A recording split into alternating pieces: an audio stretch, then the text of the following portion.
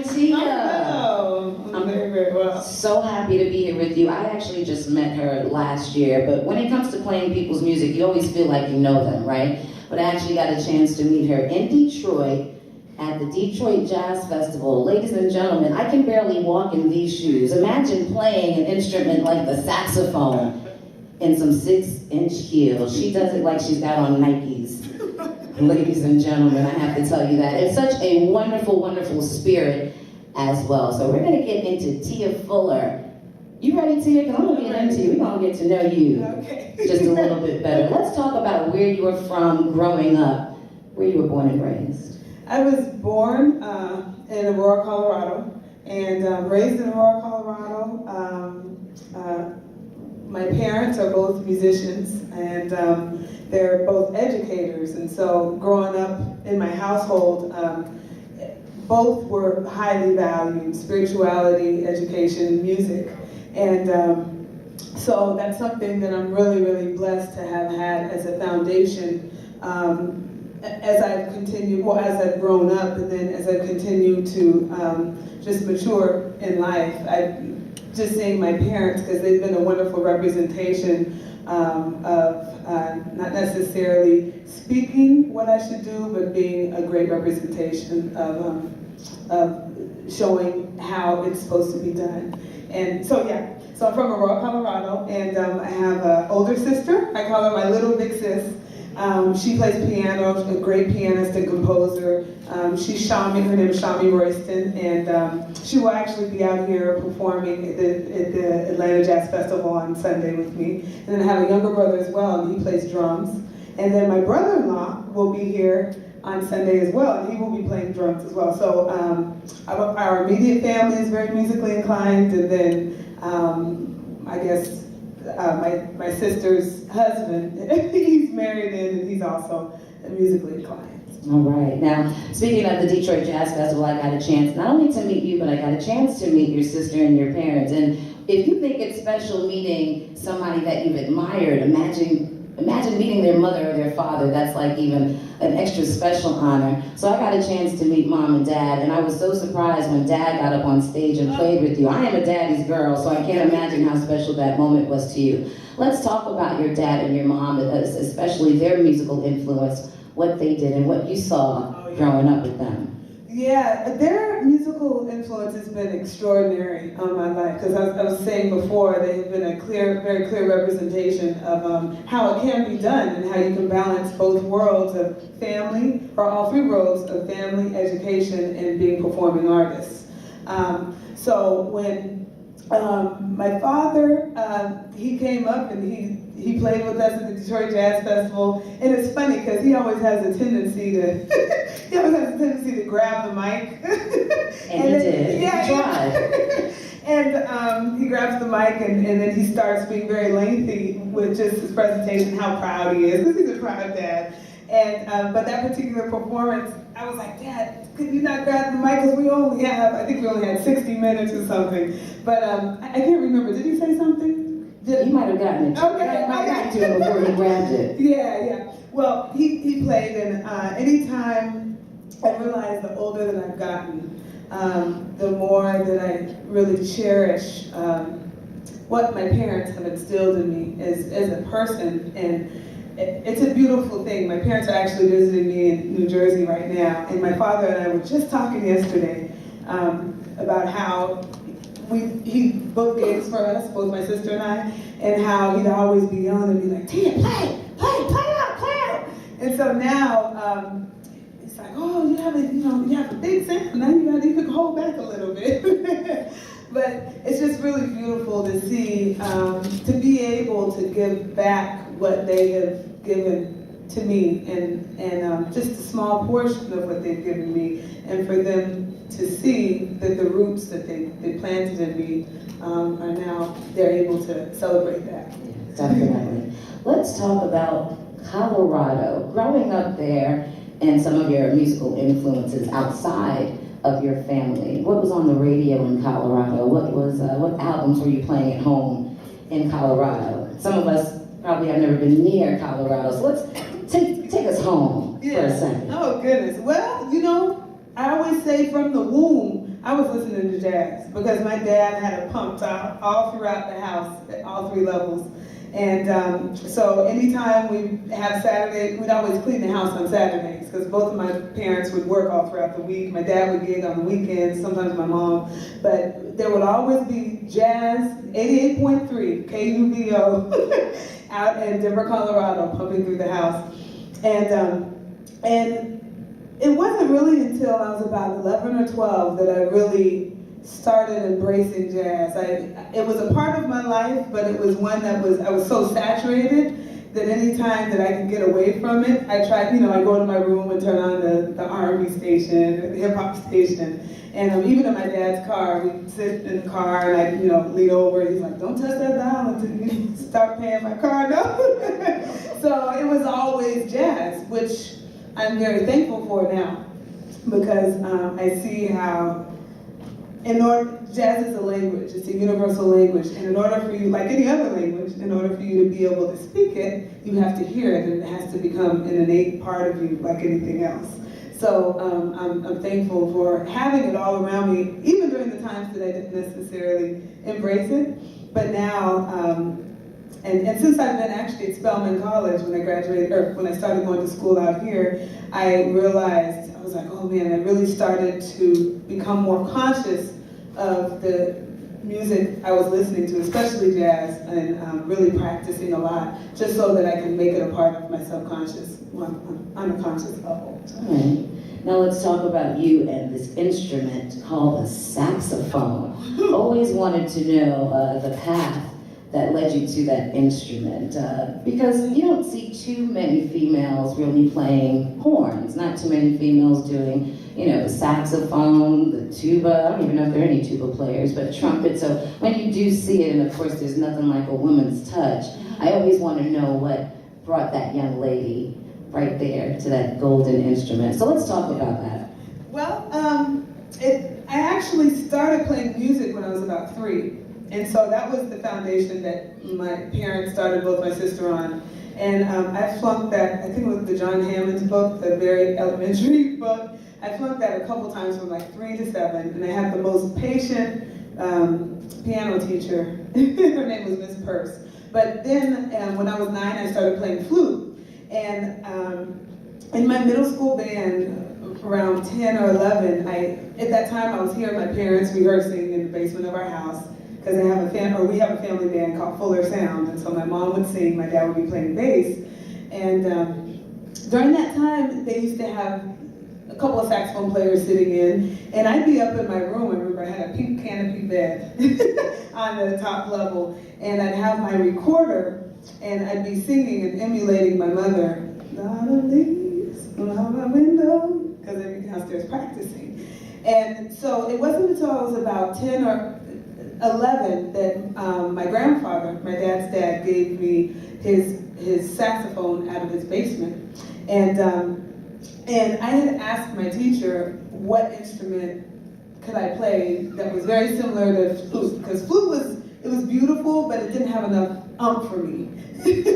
And because half of your air is escaping the instrument and half is going through the instrument, I was like, I need something that's going to be a little louder, a little fuller. So I remember to this day, I was 11 and I was up in our loft, and the first time I blew through the saxophone, I remember I played a low B flat. Do any of you guys play saxophone? Oh, okay, good. So yeah, you can go low B flat, and it's like, oh, and you feel like the whole horn vibrates, and you have this resonant sound, and I remember hearing my sound all throughout the house, and I was like, this is the horn, this is the instrument for me. And man, to me, because I enjoyed singing so much into the recorder, just for fun, trying to emulate my mom, to me that was more of a direct correlation and connection with singing my saxophonist, because it was very vocal. I felt like I had more control over the air that I was putting through it, and it was loud. I could be loud. So that's really what brought me to the saxophone. And at 11 or 12, you wanted to make some noise. That's right. You wanted to be heard. Nothing wrong with that. Now let's take that saxophone on into this beautiful city of Atlanta. Take us here to to Spelman and just the decision making, because I can imagine, I even think back to being in 11th and 12th grade and going through what universities you want to go to. Do I want to get away from my family? Do I want to be close? So what led you to Atlanta, Georgia? Yes. Well, we used to have these circular chairs in our kitchen at home and TV, and I remember just sitting back. I'm a very visual person, so I kind of, but sitting back in the chair, and I'd always watch at dinner time A Different World would be on, right after Cosby Show. And I was like, man, and I must have been about 11th or 12th grade, sitting up there, and I was like, man, this just looks like so much fun. All the sisters up there, you know, laughing, and they're in the dorms having fun, and the guys are coming over, and you know. So I remember sitting back and kind of swiveling back and forth in that chair, and at that moment, I remember my mom asking me, like after that period, she was like, so where do you want to go to school? And there were a couple of schools I was looking at, because at the time I was thinking about being an optometrist, which was kind of random. But an optometrist, and so I looked at a school in Maryland, and I got denied from that school. And then I looked at another school in Houston, and I got denied from that school. But I applied to Spelman, and that was my first choice, and I got accepted. And so to me, it was a very clear indication, okay, this is where you're supposed to go. But I remember just looking up at A Different World, and I saw myself in that environment, and just the power of visualization, you know, seeing yourself doing a certain thing and allowing it to materialize. And that acceptance letter, I was so excited, which brought me here. And being here, they were some of the best 4 years of my life, and I learned so much, and I'm so thankful and blessed to have come to Atlanta. Anytime I come here, I call it my second home, just because I have so many people that are like family, and the environment is just always so warm. Let's talk about some of those wonderful folks, especially at Spelman, that have been so near and dear to you, and that may have helped nurtured who you are right here, right today. Yes. Well, musically, the reason why I stayed at Spelman ultimately was because of Joe Jennings, who is the director of the jazz department at Spelman College.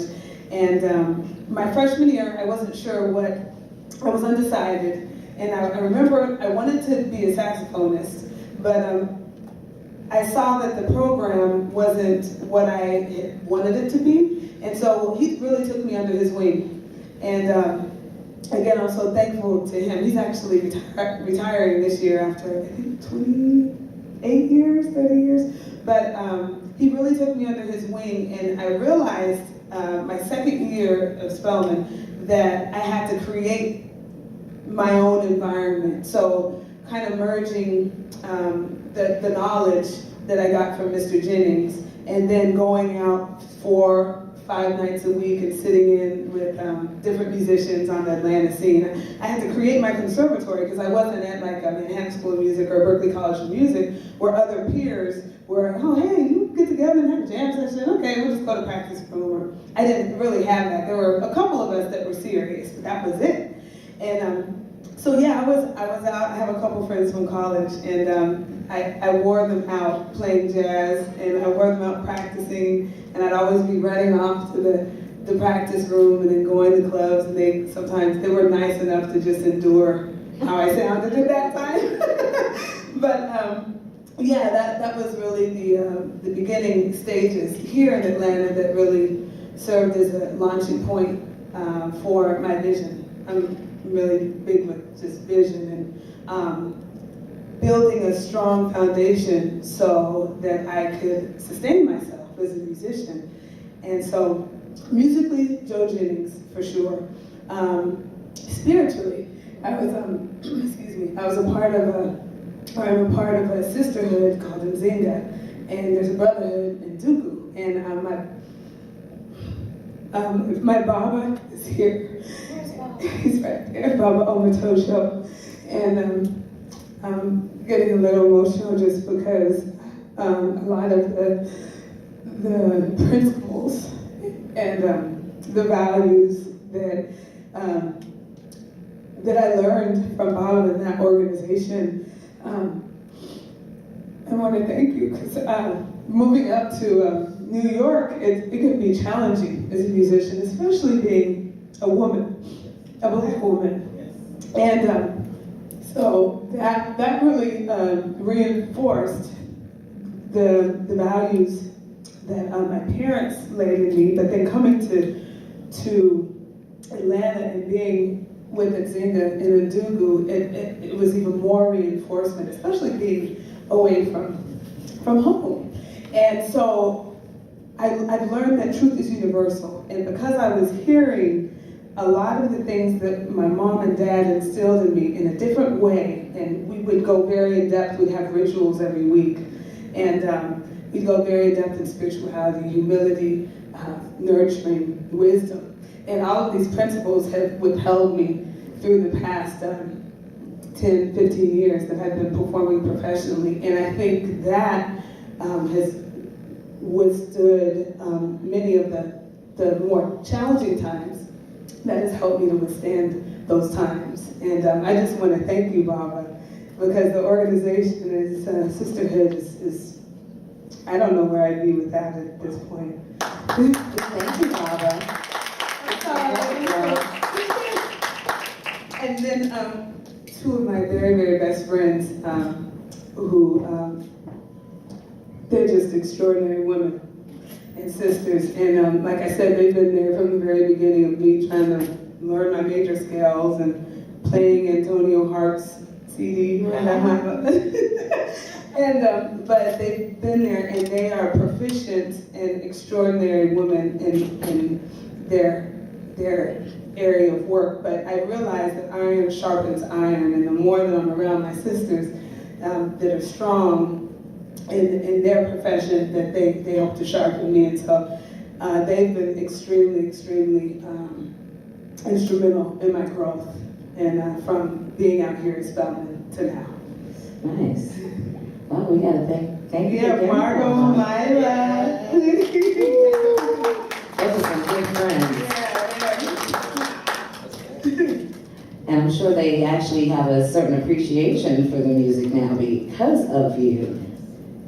Oh, thank you. Thank you so Sorry much. for being so. And it's interesting that you talk about that, because it really is actually like a segue into what I wanted to ask you next, as far as being a young African-American female, playing the saxophone, because I'm sure at that time, you know, even in this day and age, I'm still trying to grab some of my friends over to listen to some Coltrane and some Pharaoh and some Roy Ayers. So what were the challenges that you had in even balancing, say, being a college student and kind of honing your chops and becoming a professional, all while being an African-American woman in Atlanta? What were some of the challenges that you might have faced being out here?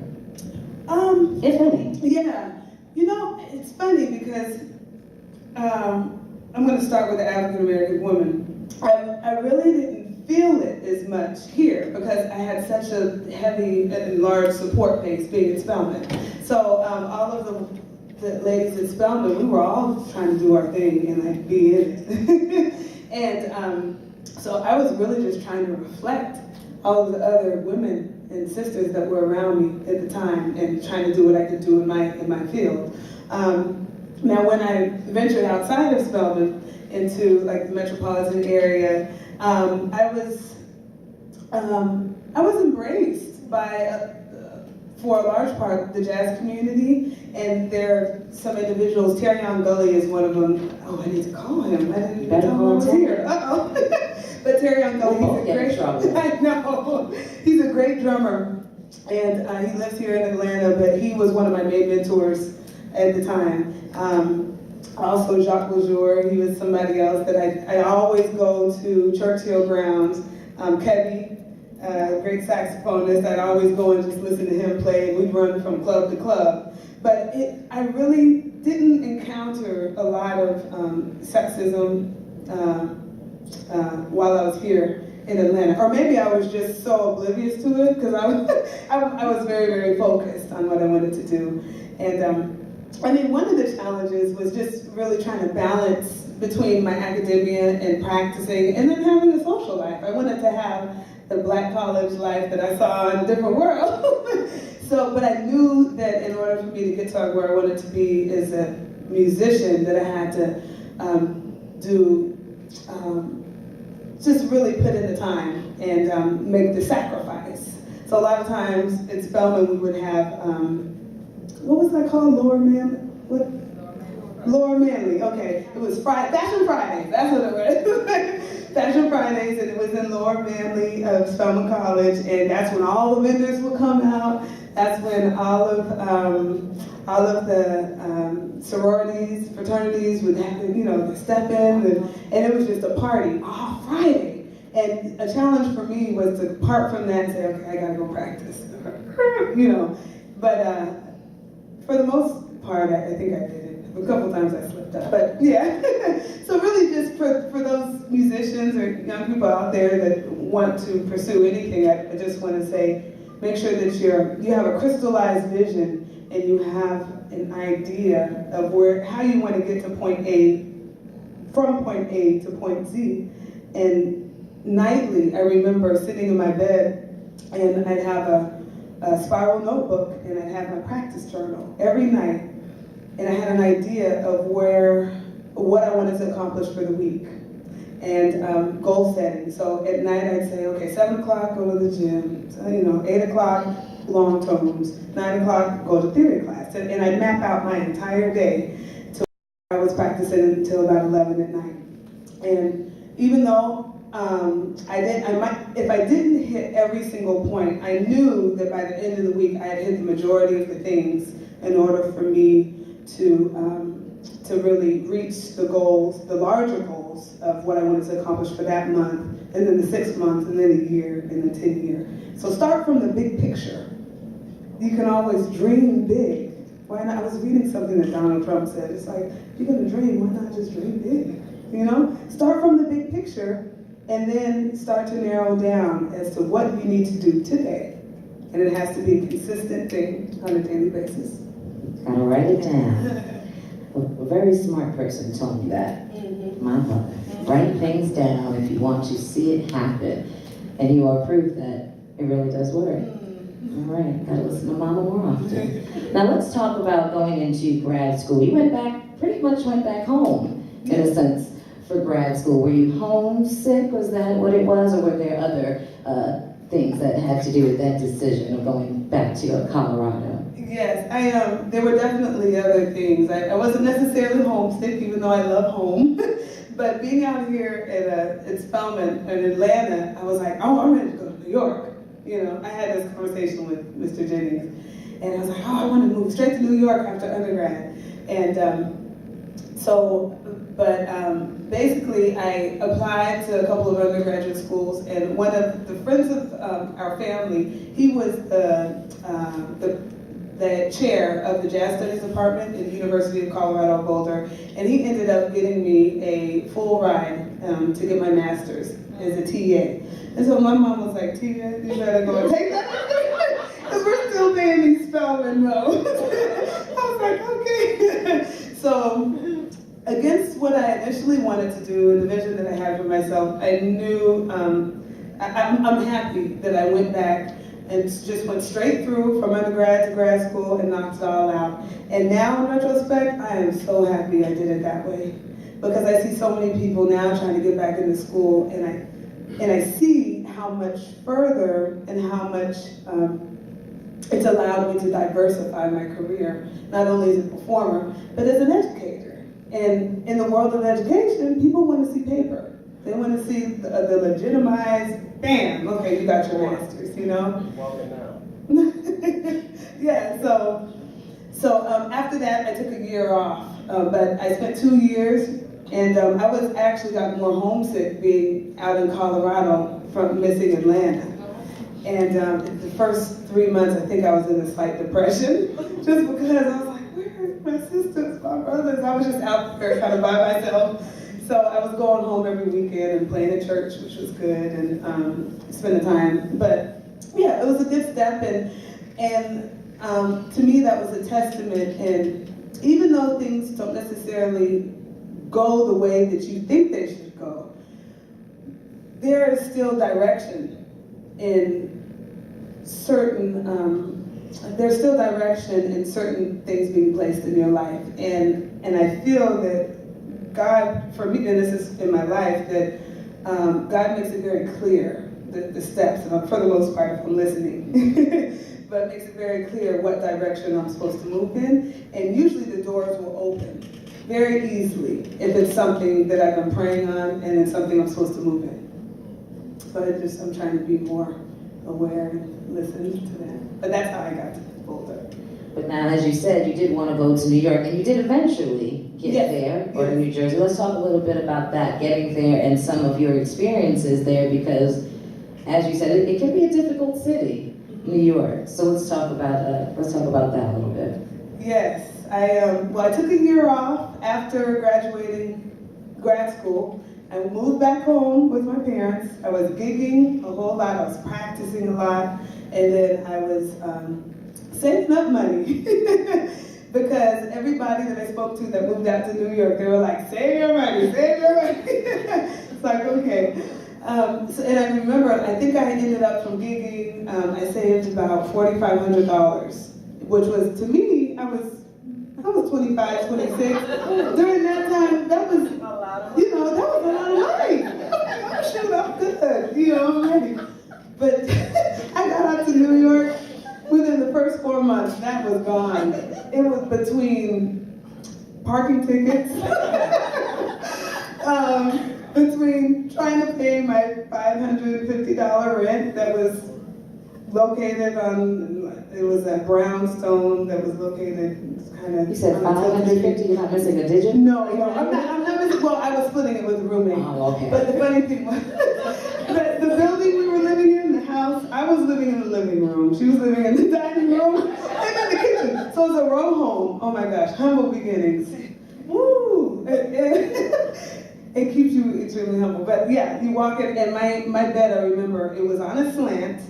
That was the first time I had, or maybe second time I had ever seen roaches. And every time a truck came by, my room would shake. That's why I'd be in my bed like this. But yeah. So moved out to New York at that point. I forgot what the question was. I just wanted to know the experience. I think here, a good experience. Yeah. Roaches and all. Yeah, right. But yeah, New York. I realized everything is a progression, and you have to embrace every step. And if I didn't go through the slanted, the slanted floors and the rocking room, I don't think I would. My perspective now wouldn't be as vast, and I'm really thankful for those experiences of just moving out to New York, playing in the city. Again, my vision upon moving out to New York was I wanted to start my own band, of course. I wanted to be a side woman so that I could learn how to be a band leader, a better band leader. I never limited myself, so my first gig was a fish fry gig in Cherry Hill, New Jersey. And it was the most soulful environment ever. It was downstairs in the basement of like a church. It was a big band gig, and they were fish frying. It was just like, old school fish fry. But as a result of that first gig that I had, I started playing with this band, Live and Instant Coffee. It was Russell Simmons and his people were kind of leading that. That was in Linden, New Jersey. But that was $75 every Tuesday night. It was a cool atmosphere, so I was playing R&B. We weren't playing straight ahead, but more R&B funk stuff. And then I played at church. I got this church gig every Sunday. And then I actually started teaching, substitute teaching at this private Catholic school down the street. And that was a trip as well. But and that was from I had to be there from 11 to 3, which allowed me to go out at night, sit in, do the things that I wanted to do for my career, but then also make income, steady income. Yeah, for the first year. So after years of doing that and still moving in my vision for my band and my life, I didn't have to do, as many of the teaching things that I didn't want to do. Nice. experience. You made it happen I tried. in the Big Apple. All right, now it's funny that you mentioned actually wanting to be a side woman, and I've interviewed quite a few people. Not sure if I've ever heard someone say that that's what they wanted to be to gain the experience. They may have never admitted that. I actually admire you for that. I want to get into being a side woman because you have been that for some awesome folks. Of course, you're a main lady in your own right. We're going to get into that in just a bit. But first, want to talk about being a part of a young ladies all-female band. She goes by the name of Beyonce Knowles. Who knows about Beyonce? If you don't know, no, you know. I was going to say, now you know. But I couldn't even finish it that way because I have to say she's probably just one of, I guess, the world's most popular star that is available now. She's very hardworking, I have to say that. And I was always just all smiles when I saw you, because I was always familiar with your work and with your past albums. So to see you a part of that band, wow, I was just always so happy because it felt like jazz was just coming together with something more popular, though jazz is a popular art form to me. So let's talk about that. I was always curious about the selection process. How did you hear about it? Did she contact you on, how did that come together? Oh. From the beginning to the end, I'm curious. Okay. It was a strenuous process, believe it or not. I didn't, initially, when I heard about the audition, it was through a good friend of mine, Kim Thompson, who I've played with for the past 10 years, great drummer. And so she was like, Tia, I heard, at the time we were actually preparing to record my first album on Mack Avenue, Healing Space. So I was infiltrated with that writing and really stressed out. And she was like, Tia, Beyonce's having auditions for all female band. We should go and do it. I was like, oh, okay, So we ended up going after a rehearsal that I had for my recording. It was, I believe it was a Monday night, and it was at Sony Studios in New York. And the auditions opened in New York at maybe 10 a.m. We didn't get there until about 3 or 4. So if you can imagine, the lines were like, it was a couple hundred women with instruments. And I was like, there's no way I'm gonna stand in this line because we have to go into the studio and then I have some music. So surely enough, I went there really to support Kim because I was like, okay, let's do this, is go. And they had sent the repertoire that we needed to learn. One of the songs was Work It Out. And work it out. And so basically, I didn't check the song, I didn't listen to it. And this is not what you're supposed to do when you audition, let me say that. But so pretty much there was a whole long line, and somehow I kind of enabled myself, midway in the line. And I specifically remember there was a sister standing right next to me, and she played saxophone. I was like, oh, what kind of horn are you playing? And she's like, oh, I don't know. I got this out of my grandmother's basement. And I was like, oh, wow, okay. I don't have to worry about you. No, but there were a lot of great musicians. But pretty much, we that day I went in and auditioned, and there were about 4 people before me. And this is like the first tier of auditioning. But there were 4 women in front of me, and I remember Beyonce walking in, and she had sat down. I guess she had just gotten there for the auditions. And so when I walked in, the musical director said, okay, Tia, Work It Out? And I was like, yeah. I knew the song, but I hadn't learned the hit. She was like, okay, well, go ahead and just solo and catch the hits where you can. I was like, thank you, Jesus. And so surely enough, they put the song on, and it was over a G minor vamp, something very basic. And I specifically remember at that point, I wasn't trying to prove anything. I was really trying to release the stress that I had that was going on, and I just wanted to be myself. And it's funny how things happen, because I realized if it was any other time in my life, I probably would have been trying to play like more smooth jazzy or trying to figure out what they wanted. But I really settled into what I had to offer, really, because that's all we truly could do. And so after that, they put us in a room, And then they released us, like we don't know. But basically they let us go, and I went into the studio for the next 3 days. I got a call back the Friday evening after my recording session, and they said, Tia, you and Kim got callbacks, specific callbacks. I was like, oh wow. So surely enough, the next day, we came and we played, and it was a long, we had to get there at 10 a.m. and they were just putting different groups together. And so we went back into another room, we were waiting, and they had called all the people that had made the next tier, and my name wasn't called. And surely enough, Beyonce had asked for me specifically. She was like, where's Tia? And so the fact that she was in my audition, and she specifically asked for me was a blessing, because if she had not been in my audition, I wouldn't have been called. And then from that point, there was another tier, which was the third callback, which was Sunday. And they had narrowed it down from about 6,000 girls throughout the United States to about, it must have been about 100. And then the 10 women that were chosen, I remembered that it felt like a jam session. When we were playing, Beyonce was there, Jay-Z, Kelly Rowland, Miss Tina, Matthew Knowles, and then Beyonce's entourage or stylist, and everybody was just rocking out like this. You know, the band was having fun, everybody was sweating, we were just playing, and then we looked up, we stopped, and she was like, this is it. And so, from that point, that was my experience getting in with her band. I love that. You say Miss Tina. Miss Tina, she's so beautiful. Miss Tina is Beyonce's mom, for those of you. And she styled us.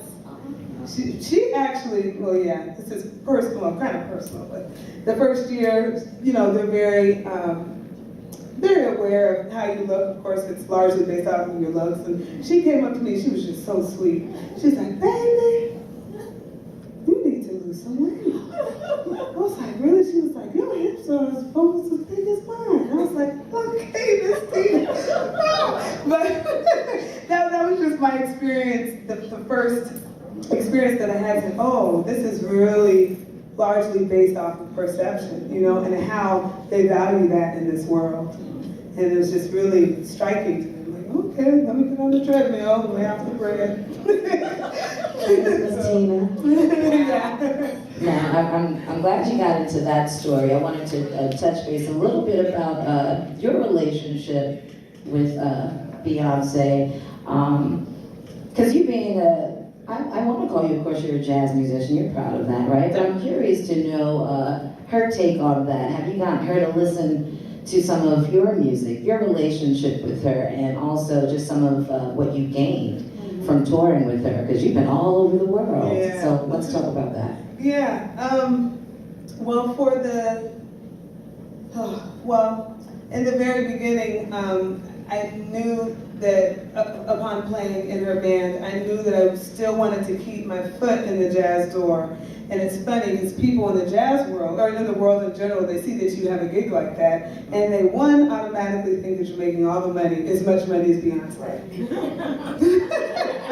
Two, they think that you don't want to work anymore. It's like, okay, she's busy, so, you know, we don't have to call her. So I always tried to keep my foot in the door, and I always wanted to keep and maintain my integrity as a musician, and so I was practicing all the time. Any break we had, I was practicing. Before sound checks on stage, I'd be in the arena practicing, and I wore her out. I think I wore her out in the band out, because we'd be in close proximity. Like, Tina, can you? I remember we were on the tour bus, and it was late at night, and I was hearing something, so I went to the back and practiced in a pillow, and one of the girls in the band was just like, Tina, you know. But I knew that I wanted to maintain my integrity and not come out of the experience worse than what I came in as a musician. So I was practicing, and I think over a period of time, especially after that first year, as a result, it ended up opening up not only Beyonce's ears, but everybody's ears around her, like her, and they got used to hearing me play. And so by the second year, we were preparing for a live performance, live at the Wynn Theater in Las Vegas. And she wanted to do more of an acoustic arrangement of Deja Vu. And so we were sitting there, and I was like, okay, this is in the key of G minor, same key as How High the Moon, Ornithology, Charlie Parker Ornithology. And I was like, hey, we call her B. We're like, hey B, check out How High the Moon. Ella Fitzgerald does a version where she's scatting ornithology. She was like, oh, okay. I was like, this would actually fit perfectly with the Deja Vu. So she always has her computer on her stool. She's like, okay. And we were in all rehearsal. She checked it out, listened to Ella Fitzgerald. And then she'd never scattered before, but she tried scatting at that time, and it was a little scary, but she was getting through it. And it's cool because I saw her learning curve and how quickly she catches things and how high her work ethic is. But I'm telling you, the next day she came back and she had that scat verbatim as Ella Fitzgerald. So as a result, if you guys Google live at the Wynn Theater, Deja Vu, you're gonna hear her scatting Ella Fitzgerald's. And nothing else, I'm happy to say that if nothing else, I was able to give her that. You know, it's like, okay, I've done my job. She's scattered, she's checked out Ella Fitzgerald, and then for her birthday, I gave her 3 CDs. It was a Sarah Vaughan CD, Ella Fitzgerald, and Nancy Wilson. And I was like, okay, that's it. So hopefully she's still keeping those with her. But I learned so much from her to answer the latter part of your question. I just learned, going back on the work ethic, to see that what it takes to be as successful as she is, and it is so not as glamorous as it looks. She would jump off of a plane from Paris and jump off a plane right onto the stage in her heels and do a full 2.5-hour show, full out, hitting all the moves, you know, singing, bending all the way back, singing, holding, falling down the stairs, jumping right back up, singing Ring the Alarm. Like, to see that work. You were there for that? Yeah, I was right, yeah. Yeah, we were on stage, and I remember. What was your reaction? Was it like a Homer Simpson, like, no, or was it like? It was scary. Yeah. It was scary. At first, I didn't know what was happening, because I was positioned furthest to the right of her, elevated on the top part of the stage, and we have these in-ear monitors, and so I remember hearing this in my in-ears, and I was like, what in the world? And so I looked out of my peripheral vision, and I see her going down 12 stairs, face first, and we were just like, we're playing, and she's just, and it seemed like it was eternity. Because I remember seeing her kind of slide, and then she reached the bottom. She stopped for a second, and then she bounced right back up. She sure did. And surely enough, I mean, she had such a great sense of humor. She never takes herself too seriously, which is cool, because she got back up at the end of the concert. She was like, and please don't post this on YouTube. It was already, we got back to the room, and it was on CNN. But yeah, her work ethic is extremely high, and I've also learned how not to accept no if it's something outside of your vision, and to figure out a way to make something happen if you truly feel it in your spirit. That's what it's supposed to be as a leader and as an artist. And so I know she's been through many things just throughout her evolution as an artist, with her dad being her primary management. Now she's kind of taken it over herself, but yeah, just seeing her grow as an artist, and yeah, not being afraid to reach out to the audience and communicate. And I think that's one thing as jazz musicians that I'm really trying to integrate, at least into my performance, is having that element of not only of spontaneity and creativity, but making sure that we're reaching out to the audience and communicating. And a lot of times, especially being an instrumentalist, having the non-vocal, sometimes we can lose our audience because we're so, our artistry is, this is what we're supposed to do, which is beautiful, but to me, the most important thing is to enlighten and uplift the spirit of others through the music, this gift, this God-given gift. And just to make sure everybody's okay, you know, feeling good. Yeah, that's so important. It's funny, I actually went to a show 2 years ago. I'm not going to say the person's name because we know about a 90-minute show. They spoke once. You wanted to know what they were playing, and like you said, just want a connection. Yeah. Didn't get it. So I'm glad that you and other people know the importance of that, because that's what our audience really looks for, is just a connection. And it's important, especially as us in the jazz world, that we give it to them. Yeah. We gotta stay connected to them. Speaking of connected, because this is another young lady who I admire and am still a fan of, and you have been working with her. You were just here with her, Miss Esperanza Spalding. What do you call her? SP.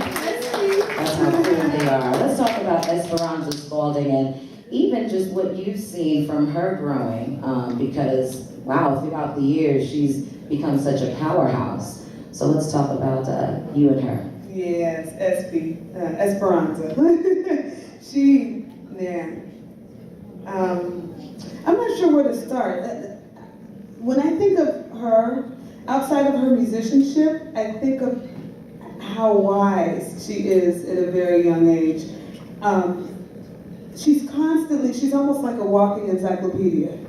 Constantly just withholds information. She's always reading, always enlightening, and always sharing with people.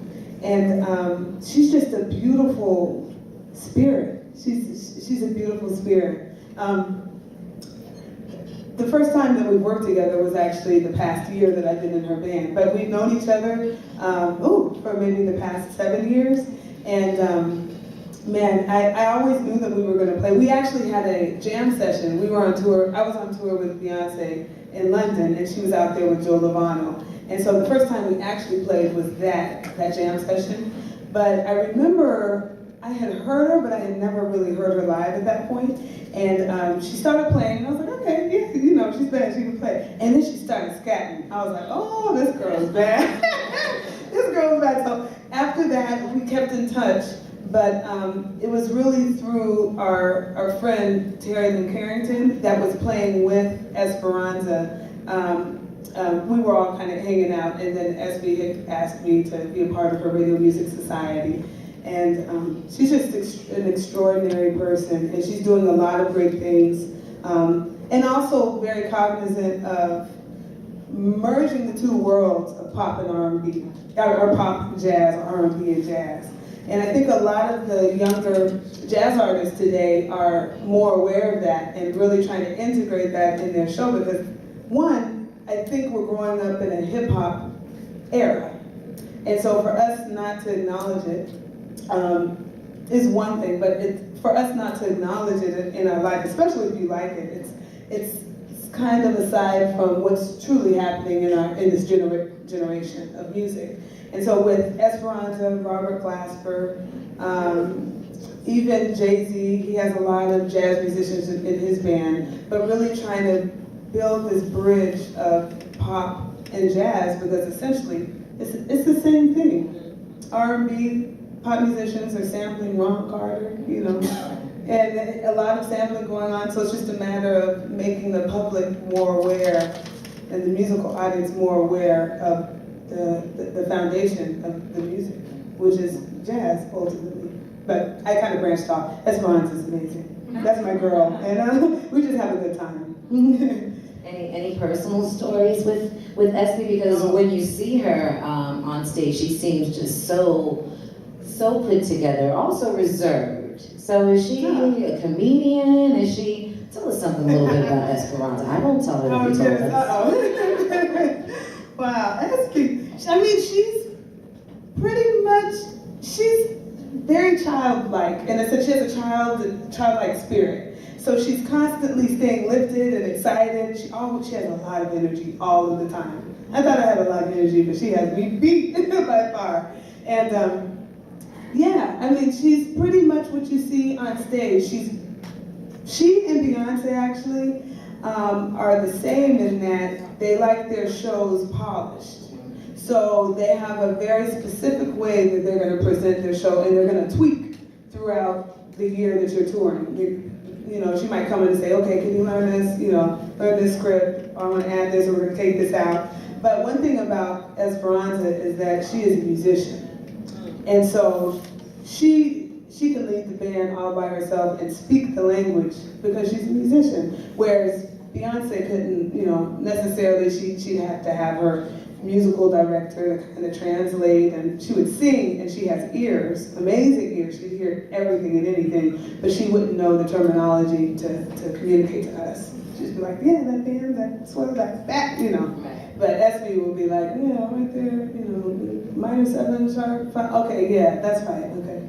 So she gets into the minutia of the music. Well, as you said, you like being a side woman because you do gain so much from these females, and actually just everybody that you have been with. So let's get into you. You're touring, you're recording, you're teaching, you're a beautiful young lady, so of course you have a life. Let's get into that. How do you even maintain all of those things? Because you look great doing it. You don't look stressed out. Really? No. Not at all. So let's talk about how you even maintain that, and where do you go to pull from as far as strength? Because I'm sure you have your days, we all do. Yeah. A lot of prayer for me. God is my source. And I'm learning, it's funny because my most recent project, Angelic Warrior, is a testament to trying to maintain balance of the angel being like the graceful, peaceful side and maintaining the prayerful, and then the warrior, which is the determination, getting up and constantly just going. And that's something that I thrive in more so than the warrior. But then I found that my blood pressure was going up. I was having pains in the back of my neck, dizziness, and it's like, okay, something's wrong here, and I need to somehow balance this out in my life. So the source, definitely God, and staying prayerful, and staying in the Word, and also being around positive people, and being around those people that I aspire to be like and that inspire me, for sure. And then just other things that I do for myself, and I've kind of tagged this phrase of trying to find pockets of angel in my life, because I'm traveling so much, which is a beautiful thing, but a lot of times my natural motion is to constantly be going even when I don't have to, or rushing even when I don't have to. So just the other day, my dad and I were out on my porch. He got these little white lawn chairs, and we were just sitting there, and I realized I had only sat out there maybe once or twice the past 3 years I have been at my apartment.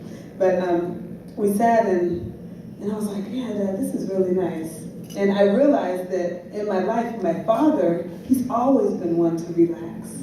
And my mother, she's always been one to really push all the time and working extra hours. And she, 6 years ago, has suffered from a stroke now. And so I'm seeing how it's important, especially as women. We have a tendency, and men, but I'm speaking from a woman's perspective because I've seen it continuously throughout my life. Women, we have a tendency to give until we can't give to ourselves. And so I'm really trying to find those pockets throughout my day of just sitting and being still and not always having to do something, return an email, return a call, get on the treadmill or cook it or clean my house, or finding those pockets of, okay, let me just sit back, relax and breathe and meditate and find the peacefulness so that I could rejuvenate myself and my spirit. Was there ever I'm done point? I can't go on anymore. I give this up. I give the music up, or something. Was there ever just I've had it point, a minute or a second where you might have where that's even ever crossed your mind? This morning. No. Get on the plane. Oh my good for us. No, I was smiling because, oh my gosh, I mean, it's funny because as a musician, you're running around a whole lot, and then you're also dealing with regular life, you know. And my mother has been in the emergency room for the past couple days, but before that, I was the past 5 days, I've been on about 6 different planes from Belfast. Budapest, I can't even remember where I've been. Budapest, Hungary, to Scotland, to Germany, and then back home, and then here. And last night, it was actually early this morning when I got back from the emergency room and I was trying to pack. My room is completely, in disarray. And I was just trying to get organized in my mind to prepare for this trip. And I was feeling dizzy and I felt like I was going to pass out. And I sat down on my bed and I was like, I don't know if I can do this anymore. And sure enough, I just said a prayer and, through the tears. And my pastor always talks about there's a blessing in your pressing. And I always receive and try to push toward that point of receiving the breakthrough. And so got up and finished packing, laid down, and then this morning, I was fine. It was still, but yeah, anybody. And this goes with any vocation, in any profession, especially when you're reaching certain points, those breaking points, and trying to get to another level,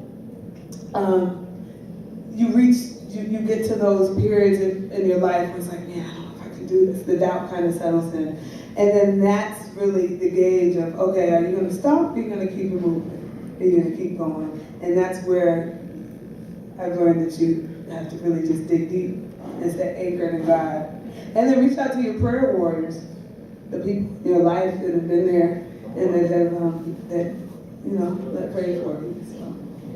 Just like you, I know you have, I was going through your albums and you call your mom the queen in your life. So I can only imagine that is who you go to draw strength from. As you said, just even seeing your dad relax. Just pulling from something like that, something so simple like that. And I noticed that in your albums, I really enjoy the title. So let's talk about, you mentioned Angelic Warrior, there's a Healing Space. Let's talk about that. And I'm sure your titles, you don't just, I'm just gonna pick this. I can tell that you really put thought and consideration into the titles of your albums, and even maybe the titles of the songs themselves. Yes, sure. In general, all of the albums, the titles for the albums have reflected a specific period of my life at that time. And so at that time for Healing Space, I was just getting out of a relationship, and it was pretty painful. But on top of that, I was trying to reach another level of my career. So between the relationship and then my career, not feeling like certain things were coming, I was in a lot of pain and a lot of hurt. So then I started going to a church that I still attend, Christian Love Baptist Church in Irvington, New Jersey. If you guys ever come out there, go to Christian. It's amazing. The pastor's amazing. But my pastor, I realized how much and how many people in the congregation are suffering and need restoration and healing. And so it wasn't only for myself, but it was to offer that to the world or whomever listens to the album. And so I remember I was going between two titles, Healing Place or Healing Space. And I was like, okay, a place is somewhere that you go to. A space is something that you create. And so I chose Healing Space because no matter where you are, you could be in a cell, you can be in a bunk on a tour bus, you could be in your house, but you can create that space of healing wherever you are. And let's, again, a little bit, you said Angelic Warrior. I want to talk a little bit about that because that is your current project. And you have some great folks. One person in particular I want to talk about, the fabulous Diane Reeves. Yay. Let's talk about her and your relationship with her and that song called Body and Soul. Let's talk about that for a brief second. This is one of my favorite songs, Oh. actually, on that album. Oh, So I want to talk about that. And she's such a wonderful spirit as well, Miss Diane Yes. Reeves. Wow, it's a dream come true to even have her on the album. And again, going back to that crystallized vision, I initially, I wrote a song that's on the album. It's called The Core of Me, and there are words to that song. So initially, I had in my mind, I hear Diane Reeves on this song. And ironically enough, a good friend of mine, Terry Lynn, she's very, very good friends with Diane Reeves. And so, even though Diane and I are from Colorado, I had met her once before, but Terry Lynn reintroduced us. And so when I reached out to Diane, I said, well, I have one song that has lyrics and I hear you on, but I was wondering maybe you would want to do Body and Soul. So I sent her both songs, and I think it was a time issue, but she was like, well, I'm really feeling Body and Soul. And of course, Diane Reeves, I'm not going to say, well, can you do this too? No. I was like, okay, you can do Body and Soul. So surely enough, she did the version of Body and Soul, and I mean, her just seeing the way that she functions in the studio, I mean, she's an amazing, her voice is an amazing instrument. And the first tape, she sung it very high, and then the second tape was really low, and she was like, well, which one do you want? I was like, you're Diane Reeves, whatever you want to do, you know, but she was kind of seeking direction as to the vibe, because it's more of a contemporary version of Body and Soul. And I was like, well, I kind of like the higher version if you're comfortable. And so she proceeded to do that, and it was just really a beautiful, beautiful experience. And it was really quick. I mean, she's a professional, so she was pretty much in and out of there. But as a result, I've gotten a chance, I toured with her last year, and then I think I'm going to be playing with her at the Playboy Jazz Festival this year because she has a new album coming out. But she is just a beautiful spirit, and she's to me, she's one of the foremothers of the music, because she, as a vocalist, she has studied, and she's amazing. Yeah. Now let's talk about your future. Of course, you're going to be performing this Sunday at the Atlanta Jazz Festival. Well, let's talk about what you have planned, and even just for your life, family, relationships, new music, education, because I know that you're teaching now. Because I tried to hang out with you in March, and you were like, no, I have class in the morning. Oh, yeah. I can't hang out. When I went to New York, she dissed me, but it's okay. But you're a very busy young lady, so let's talk about all that you're doing. And as you said, you have these visions. Let's talk about some of those. Yeah. Well, starting with the teaching, I just finished my first semester teaching at the Berklee College of Music, which is amazing. It's completely amazing. The students there, for one, they keep me on point because they're very, very talented. But when I got that gig, I realized this is the other part of my vision and of my path that I'm supposed to be in. And it was very, very clear. And so I just had an extraordinary time. So that, we start to fall back at Berklee. But up until then, I'll be on tour this summer. Actually, after this, next week we're going to South America with Esperanza next Friday. And we'll be gone for about a week and a half. And then I come back 2 days, and then I go to Boston. I'm playing with Terry Lynn. It's Colors, and then I come back another 2 days, and I think I go back out with Esperanza. And then I'm playing some gigs, some festivals with my quartet at the Montreal Jazz Festival. Also, we're going to Johannesburg, Africa, in August. And there's a lot of, you feel free to go to tiafuller.com. I'm also teaching at the Stanford Jazz Workshop at the end of July for a week, and my band's going to play out there for a night, and then I'll be doing workshops and clinics out there at the Stanford. University? I'm sorry? Stanford University? Yes, Stanford University in Palo Alto, California. Fantastic. Yeah, they have an extraordinary Stanford Jazz Workshop. It's like a 3-week long week-long intensive classes for students. For the first 2 weeks, it's students under the age of 18, and then for the third week, it's more advanced or older adults. So yeah, it's really, really beautiful. My son started at Stanford last year. He's on the Bill Gates Millennium Scholarship. Oh, congratulations. And he's studying biology. Congratulations. I'm gonna give him your number. Okay, yeah. Okay. You got to adopt him. No, He okay. plays the trombone, but he's Oh, he does? That's wonderful. That's funny. I think you have some ulterior motives over there for your son. Sliding that number over to you.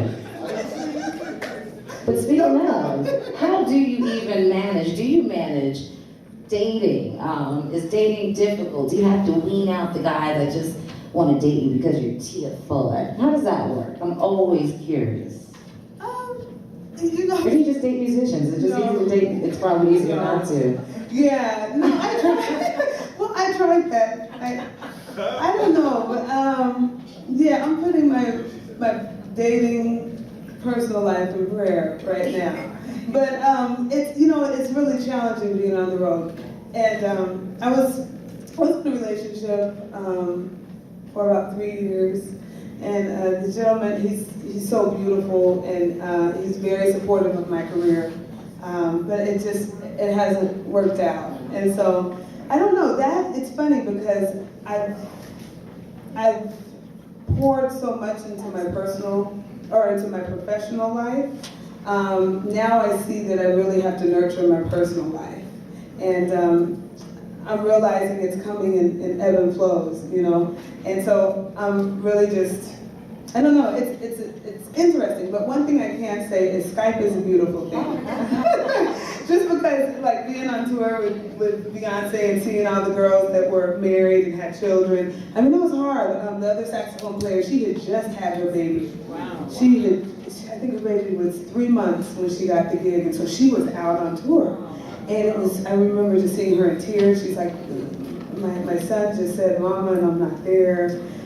But one thing that kept, even for me, kept relationships together is Skype and modern day technology, and being able to kind of tune in and at least be able to see and still have people in your life and tap into them through Skype. But yeah, I don't know. You're gonna have to ask in a couple more years about that. Skype. All right, we'll have to get Skype on our computer. And lastly, what can we expect on Sunday? You got your quartet in town, some great folks, like you said, because your sister's there, brother-in-law also. Yes. So we're gonna get some good energy. Talk to us a little bit about that before we let you go. Yes, I'm really just to perform in Atlanta with my quartet. That's a dream come true. And so the fact that my sister will be here, Shami Royston, and then Rudy Royston is going to be playing drums, and Mimi Jones, who is like a sister. And we're going to be playing pretty much the material from Angelic Warrior. We might play in dedication to Miss Margot. We'll play Windsor off of Decisive Step. That's my favorite song on that. Well, I tweeted about it today. That's right, you did. Margot, we're here. So, yeah, it's going to be a party and a celebration, because ultimately Angelic Warrior is not only to celebrate the balance within yourself and the angel and the warrior within yourself, but the angels and the warriors throughout your life and those people that have been there. And so every song that I wrote on Angelic Warrior, for the most part, was dedicated to somebody very special in my life that has been, been there for me. So it's, it's going to be a combo pack of jazz, a little bit of funk, a little bit of Latin, some groove. Really excited. Some good energy. Yeah.